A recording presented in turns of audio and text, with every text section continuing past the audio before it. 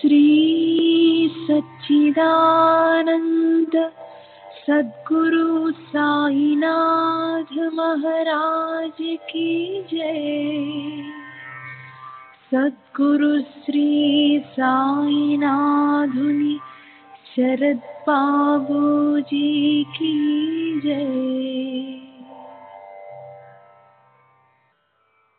సాయి వంటి దైవంబు లేడోయి లేడోయి, ప్రజలందరి నోట సాయి నామం పలకాలి, సర్వత్రా సాయి రూపం రంజిల్లాలి, ముజ్జగాలు సాయి మహిమతో ముప్పిరిగొనాలి. సాయి పదరవళులు మన హృదయ కుహరంలోని నిశ్శబ్ద నిశీధిలో ప్రతిధ్వనించాలి. ప్రణవనాద వీచికల్లా సాయి జ్ఞాన సౌరభాలు సర్వత్రా వ్యాపించాలి. ఆ సుజ్ఞాన సౌరభాల ఆస్వాదనలో మన మనసులు మత్తెక్కాలి. సాయి ప్రేమామృత ధారలు అంతటా నిరంతరం వర్షించాలి. ఆ ప్రేమామృత ధారలలో తడుస్తూ, ఆ జ్ఞాన సౌరభాల మత్తులో ఆనందంగా నర్తిస్తూ సాయి వంటి దైవంబు లేడోయి లేడోయి అని అందరూ ఏకకంఠంతో గానం చేయాలి. అదే నా ఆశ, ఆశయం, ఆకాంక్ష. అదొక మధుర స్వప్నం. ఆ స్వప్న సాఫల్యం కోసం శ్రీ సాయినాథుని అనన్య ప్రేమతో, ఆర్ద్రతతో ప్రార్థించటమే మనం చేయగలిగింది, చేయవలసింది. శ్రీ బాబూజీ.